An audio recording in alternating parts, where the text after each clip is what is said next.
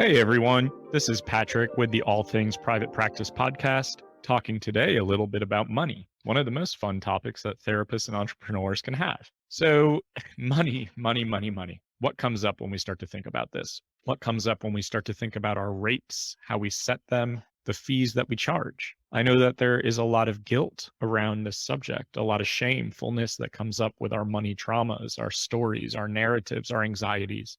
There is still a widespread belief that as mental health professionals, we don't deserve to charge money for our services, or that if we are charging money, we're taking advantage of people or excluding people who can't afford services. And I want to kind of call bullshit on that because we have master's degrees. We've been conditioned to believe within our profession that we don't get to charge money, we don't get to make money. There's the running joke in grad school and in agency jobs like, you didn't get into this profession to make money, ha ha ha. And we believe that. We buy into it. Yet when we go out on our own and start our practices, we really struggle with our fee setting, how to appropriately charge, how to determine the value of our services. I see a lot of people saying, charge what you're worth. How in the hell do we quantify what I'm worth? How the hell do I create a number that accurately represents what mental health therapy can offer someone, and the training, the supervision, the licensure, the grad school hours, the mental health agency hours, the student loan debt, the ongoing CEUs? Like, how do I determine what I'm worth, especially in 60-minute increments and chunks of time? And we're seeing a massive movement in terms of people exiting community mental health jobs and starting their own businesses, mainly because of COVID. And I think that a lot of us get really trapped in the scarcity mentality of, I need to leave and I need to charge low fees so that people will call me. That's the only way people will pay for my services. Or there's a lot of imposter syndrome of, people aren't going to pay me. I don't have enough experience. I don't have enough letters behind my name. I don't have enough training. I don't offer EMDR, et cetera, et cetera, et cetera. The list always goes on and on. And we typically cut ourselves off at the knees when it comes to talking about money. It's taboo. We feel really guilty. We're definitely in a very big anti-capitalist movement, and I get that. I'm on board with that. But you deserve to get paid. You deserve to charge a good amount of money for the services you provide. You can help people and get paid simultaneously. That can happen. One thing I'm going to say that a lot of you aren't going to like is that the more and more communication and access I've had with therapists all over the country in the last year or two in my coaching and podcasts and everything else, is I've realized that a lot of us that struggle with charging our fees or raising our fees or talking money or believing that people can afford our services, I think that a lot of us have gotten into this field to heal ourselves through our work. So it's really this polarizing belief to say, I'm allowed to charge $200 an hour. If that brings up a lot of guilt of, nobody's going to afford me, I'm going to exclude populations A, B, and C. I don't deserve to do this. People shouldn't have to pay that amount for services. It makes it inaccessible. And I believe that a lot of us are still struggling to do our own work. In order to charge our fees, we have to kind of have an understanding of the fact that we're a business owner, right? Like, if you go into small business ownership, you're a business owner. You pay taxes, you pay city registration fees, you pay licensing board fees, like you pay credit card processing fees, all the fees to keep your business afloat, rent, electronic medical records, et cetera, marketing. We can't subsidize everybody's therapy and keep our own lights on. That's why we see so many therapists who are really burnt out, because they're seeing 30 to 40 clients a week. They can't enforce their fees. They struggle to collect them. Maybe they don't bill their insurance on time. Maybe they just are stuck in that scarcity mentality of, I can only charge $30 a session. And I'm not knocking it. Everyone needs to do what they need to do to survive. But if we're creating this epidemic of burnout, so to speak, and we're all struggling with our own mental health, how are we going to take care of ourselves if we can never step away because of financial scarcity or insecurity or anxiety? It's really hard to step away and take a break when you're like, I have to grind all the time. If someone doesn't show up, I'm screwed, right? Like, and you're not enforcing your cancellation policies, or you really struggle to, or you struggle with money on the phone. Like, I used to do this. People would call and I would say, my rate's $100 an hour, but I have a sliding scale of 30 to 100. They didn't even ask for it. I just offered it because I was so anxious and nervous that nobody was going to pay me. Of course, the person was always like, yeah, I'll take that. That sounds great. And then they're talking about like the new car they bought or vacation they're going on or whatever. And you're getting resentful, but you're not frustrated with the client. It's not their fault. It's your fault. You weren't able to set boundaries with your fees, with your rates. And then it's a situation where you're like, what do I do? How do I raise them? When do I start talking about rate increases? We all have money trauma. And culturally, we have to also take into account that cultures with people who are represented in marginalized identity, there's obviously a disparity in wealth and access to care and socioeconomic status, and that's real. But I think that we have to also understand that we can't help everybody that walks in the door. So if you're able to get behind your fees, and let's choose $150 as an example, and you're able to enforce that, that allows you to open up space for sliding scale spots. That allows you to open up a pro bono slot or two. It allows you to open up space and energy to go donate time or resources to community organizations that you really believe in. So we can't do that if we're subsidizing all the time. And we can't do that if we can't enforce our fees, our cancellation policies, etc. I want you all to think about this. When it comes to self-care, what do you do? What do you do for you? And especially if you're spending money on it, don't say like, oh, I go hiking, it's free. If you spend money on it, tattoos, vacations, getting your hair done, nails, massages, think about what you spend money on and ask yourself why. If you're getting a massage and paying $100 an hour plus tip, ask yourself why you're going to do that. Does it create relaxation, groundedness? It's your me time, it's self-care, it makes me feel relaxed, it gets rid of pain. And then we start to think about, do we as mental health clinicians offer that and more? Do we as mental health clinicians have master's degrees and some of us PhDs and licensure hours and supervisory hours and student loan debt and internship experiences? Yet we're willing to pay for other services to make ourselves feel better. Yet we can't do the same for ourselves. We can't understand that what therapy offers is so valuable. We get stuck in the mentality that we're charging for 60 minutes of our time. In reality, we're charging for the transformation. We're charging for the light at the end of the tunnel, the hope that something can be different. We can only see so many clients as sole providers. Can't see 100 clients a week. Most of us can't see 40 because it's so strenuous. Our jobs are so exhausting. We're taking on and absorbing so much all the time. So we have to give ourselves space and set boundaries and actually practice what we preach when it comes to self-care and taking care of our needs, going on vacations without feeling guilty, stepping away from the office so that you can recharge. Otherwise, what are we doing this for? Did we leave our agency jobs to recreate our agency jobs within our own practices? I want to really challenge you to think about this. And I work with a lot of BIPOC therapists, and a lot of the narrative is like, well, BIPOC individuals can't afford my services. I can't charge X amount. But then they do, and they're like, holy shit, people are paying me because they value what I offer. They're valuing the safe space that I give, the support, the non-judgmental experience, the safety, the security, right? What does therapy offer people? Not only is it a light at the end of the tunnel and hope that things can be different, it's about being able to repair relationships, being able to heal inner child wounds and attachment trauma, being able to support someone through addiction and recovery through a recovery plan,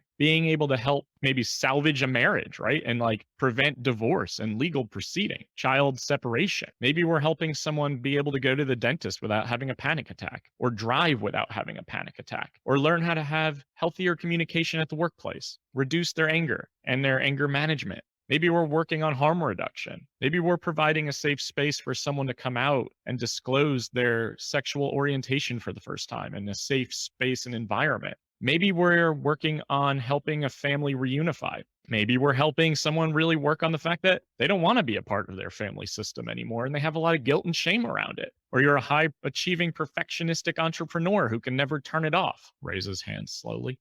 Like we do so much and we really seem to discount that and believe that we are responsible to heal everybody. And that's just not reality. It's not possible. That doesn't make you a bad person to turn people away, refer people out who aren't good fits for your practice. That doesn't mean you're a bad therapist or a bad human being. Doesn't mean that you're greedy. Everyone's going to do this differently. Everyone's going to charge different fees. So don't compare yourself to what other people are doing. Don't go on the internet and scroll through all the pages of people and say, oh, I could never do that. How is someone charging $300 an hour? Why would they do that? That's so greedy. They're taking advantage of people. Maybe that's their population. Maybe they like working with high achieving professionals who can afford their services. That's okay. Maybe you're going to charge $50 an hour. That's also okay. I just want you to enforce it. I want you to understand why our services are so valuable. I also want you to hear that if you're in a business, you are a small business owner and you have to treat your business as such,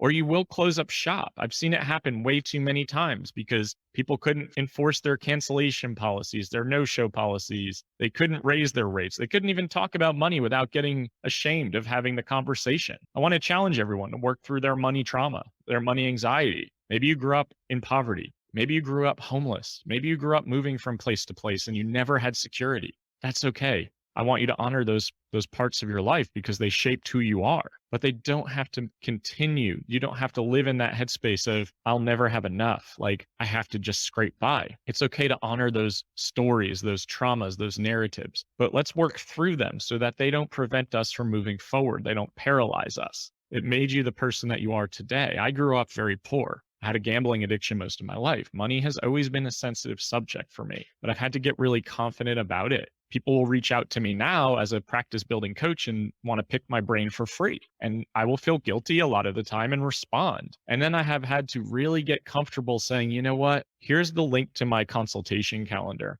Go ahead and schedule something. Here's my fee. I charge $250 an hour for coaching. Here's my calendar. This is how we can work on this concern or this question. That can turn people off. They can maybe tell you, hey, you're being, selfish, or, why can't you give this information away for free? I've worked really hard to obtain this information, to be skillful in this position. I don't want to discount the fact that my services are valuable. I think when we undercut ourselves, we're saying, I don't believe that this is valuable. If you call a doctor, lawyer, massage therapist, tattoo artist even, they may make you put a deposit down or retainer. And if you cancel your appointment, they are going to charge you. They're going to do it without hesitation. And yes, we are in the helping profession, so we get it and we're empathetic. But we also have to have balance. We can't give it all away. And if you are giving it all away and it feels satisfying, I'm happy for you. I just hope that it will create longevity in your career when you're struggling to get by financially, because we all know that financial stress is very overwhelming. Most of us have enormous amount of student loan debt. I myself have about $150,000 in student loan debt. I've got to pay it off, and I can't do that by giving everything away for free. I'm not a monster about it. You can set your own policies. During COVID, when it first started, I had clients lose their health insurance because they lost their jobs. And I was not going to say to them, go figure it out. We're in a global pandemic. I'll see those clients for free until they can get back on their feet. But I get to make that choice. Nobody else does. It's my business. It's my business model. It's what felt good to me at the time. So I want everyone to think about what therapy offers. You can make a list that's 20 pages long. I want you to get confident talking about money, whether it be with your partner, a friend, a colleague. Start to rehearse and say your fees out loud. I want you to try really hard on phone calls to tell people what your fees are. And instead of immediately going to my fee's 150, but my sliding scale's 40, just take a breath and pause. Let the client decide if that works for them. Have a certain amount of sliding scale spots, not 20, maybe 4. Once they're full, they're full. Other people offer them too. That's why networking and having a referral list is so important. Again, you can't help everybody. We can't be the Applebee's of therapy, right? Like, can't do it all, and you can't do it all well. I want you to really think about this stuff. Stepping into abundance mentality, where it's like, I'm allowed to refer people out to other providers, and then in return, they're going to refer people to me who are the appropriate fits. If you want to take insurance, take insurance. If you don't, don't. But don't feel shame about it. Make your own decisions based on what works for your business model. And if you're taking insurance, think about this. In North Carolina, Blue Cross pays around $100 an hour. And I know I'm not supposed to talk about rates. That's why I said around. However, if I'm charging $50 a session for clients and then Blue Cross is paying $100, I'm like, insurance companies don't want to pay us. They do everything in their power not to. So I try to think about the fact that if I am undervaluing my services, that's not great when it comes to advocacy effort and lobbyism in terms of combating the insurance companies in rate increases. How often do you see rate increase conversations? Hey, can I write a letter to United or Cigna and ask for $6 more? Has anyone done this before? We're like begging for scraps, so to speak. We are important. We are instrumental in how society functions. And, I understand that certain populations are not going to be able to pay out of pocket or afford to, pay your private pay fee. And again, that's why you're allowed to create sliding scale spots. And that's why we have referral sources to community mental health agencies and therapists who maybe have lower rates or have a sliding scale spot available. Get really comfortable with networking with other therapists in your community. Know the other therapists so that you can send clients to them who are good fits for them. If they take the insurance the client has, if they have a available low fee spot and you don't, but don't beat yourself up about having to do that. Let's start really having a shift in this profession to believe that we are valuable. No more $30,000 and $40,000 a year salaries at community mental health. We're not going to tolerate it. Even fucking BetterHelp is starting to pay people more than agency jobs. Granted, they are a terrible, terrible corporation that is exploiting therapists all the time. However, they're starting to promote and market the fact that you can make $100,000 a year working for them. I think you have to work like 70 client hours a week, which is absolutely insane. You can do this. Surround yourself with people who can tell you that you can do this, not the people who are telling you the opposite, because that ultimately makes you second guess yourself. And it does allow you to move into that headspace that, yeah, this is not for me. I can't do this. This is impossible. Whether you do a pay what you can model, a full fee private pay model, a hybrid of insurance private pay, limited sliding scale spot private pay, it doesn't matter. Make it your own. Don't compare yourself to other people, but just really start to understand what you offer and how valuable it is. I want to talk about money more and more on this podcast. I'm going to have some guests on to do the same, and it'll be a difficult conversation sometimes, and it might feel a little bit triggering, but start to check in with yourself about why. Yes, our values are about helping people and being empathetic and being compassionate, but we typically put ourselves to the back burner. And we start to ask ourselves, how the hell did I get so burnt out in the profession that I love? So don't allow that to happen to you. There's room enough for everybody. We can support people and make money simultaneously. I promise you that. Thank you so much for listening to the All Things Private Practice podcast. Please feel free to download, subscribe, and share. Listen wherever you listen to podcasts. You can find more of me at allthingspractice.com or at my Facebook group, All Things Private Practice. And I will plan on talking to you next Monday. Thanks.